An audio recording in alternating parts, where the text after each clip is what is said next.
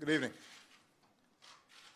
In my first inaugural address, I committed this country to the tireless task of combating climate change and protecting this planet for future generations.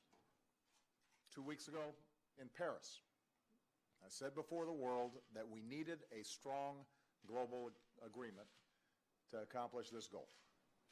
An enduring agreement that reduces global carbon pollution and sets the world on a course to a low-carbon future. A few hours ago, we succeeded. We came together around the strong agreement the world needed. We met the moment.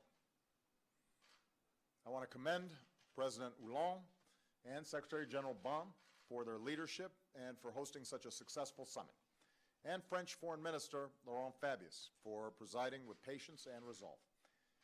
And I want to give a special thanks to Secretary John Kerry, my senior advisor Brian Deese, our chief negotiator Todd Stern, and everyone on their teams for their outstanding work and for making America proud. I also want to thank the people of nearly 200 nations, large and small, developed and developing, for working together to confront a threat to the people of all nations. Together we've shown what's possible when the world stands as one. Today the American people can be proud because this historic agreement is a tribute to American leadership. Over the past 7 years, we've transformed the United States into the global leader in fighting climate change. In 2009, we helped salvage a chaotic Copenhagen summit and establish the principle that all countries had a role to play in combating climate change. We then led by example with historic investments in growing industries like wind and solar, creating a new and steady stream of middle-class jobs. We've set the first ever nationwide standards to limit the amount of carbon pollution power plants can dump into the air our children breathe. From Alaska to the Gulf Coast to the Great Plains, we've partnered with local leaders who are working to help their communities protect themselves from some of the most immediate impacts of a changing climate. Now, skeptics said actions would kill jobs. Instead, we've seen the longest streak of private sector job creation in our history. We've driven our economic output to all-time highs while driving our carbon pollution down to its lowest level in nearly 2 decades. And then, with our historic joint announcement with China last year, we showed it was possible to bridge the old divides between developed and developing nations that had stymied global progress for so long. That accomplishment encouraged dozens and dozens of other nations to set their own ambitious climate targets.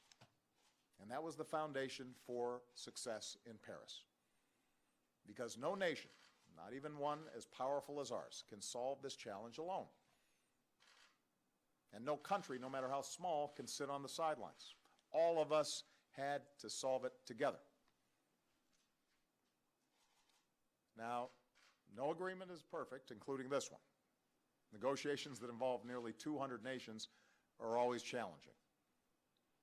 Even if all the initial targets set in Paris are met, we'll only be part of the way there when it comes to reducing carbon from the atmosphere. So we cannot be complacent because of today's agreement. The problem's not solved because of this accord. But make no mistake, the Paris Agreement establishes the enduring framework the world needs to solve the climate crisis. It creates the mechanism, the architecture, for us to continually tackle this problem in an effective way. This agreement is ambitious, with every nation setting and committing to their own specific targets, even as we take into account differences among nations. We'll have a strong system of transparency, including periodic reviews and independent assessments, to help hold every country accountable for meeting its commitments. As technology advances, this agreement allows progress to pave the way for even more ambitious targets over time.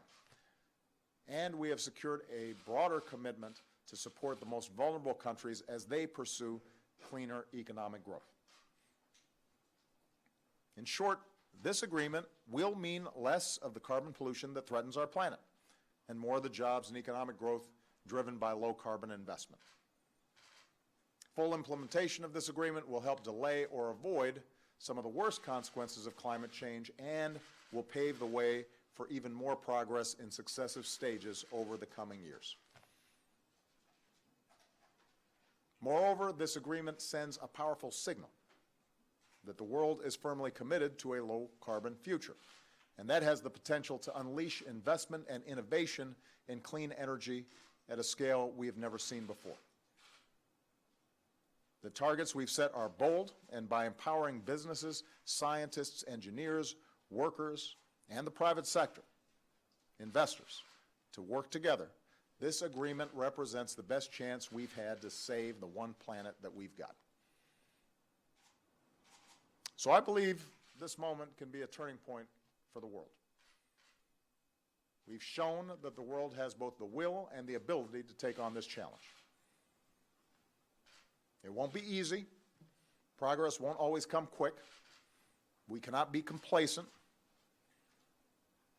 While our generation will see some of the benefits of building a clean energy economy, jobs created, money saved, we may not live to see the full realization of our achievement, but that's okay. What matters is that today we can be more confident that this planet is going to be in better shape for the next generation, and that's what I care about. I imagine taking my grandkids, if I'm lucky enough to have some, to the park someday and holding their hands and hearing their laughter and watching a quiet sunset, all the while knowing that our work today prevented an alternate future that could have been grim. That our work here and now gave future generations cleaner air and cleaner water and a more sustainable planet. And what could be more important than that? Today, thanks to strong, principled American leadership, that's the world that we'll leave to our children. A world that is safer and more secure, more prosperous, and more free. And that is our most important mission in our short time here on this earth. Thanks.